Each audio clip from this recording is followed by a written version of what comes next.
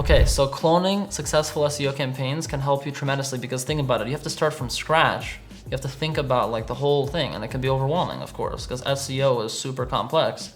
So you have to actually get each part right. If you get one part wrong, and it's an important part, like if you just forget about backlinks, like you're not gonna rank. So basically what I would do is I would see what are the top 3 companies in your industry and do what they're doing.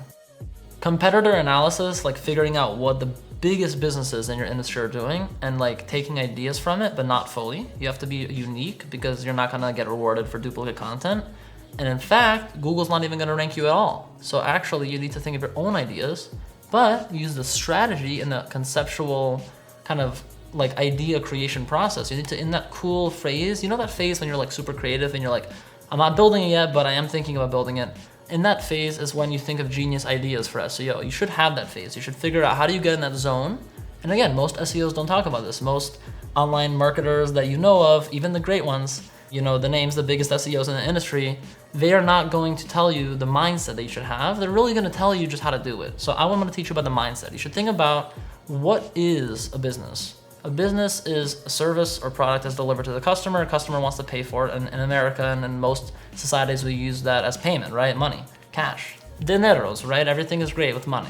Now the thing is that if you are trying to get a system and use it for your business, but their system is only working for them because their business is much bigger, you have to be careful because you can't use the same system that Amazon is using for your business because they can handle much more. You're not gonna do TV ads like crazy. Oh, Amazon is doing TV ads, so I should do TV ads, right? Obviously, it's not gonna work.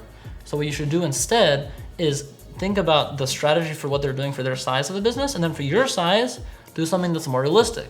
So if you have a small business, you can use commission-only sales reps, and commission-based sales reps are great because they're motivated to actually do the work and get you clients because you pay them per client, so they're actually incentivized to do it, and you only pay them once they get you clients.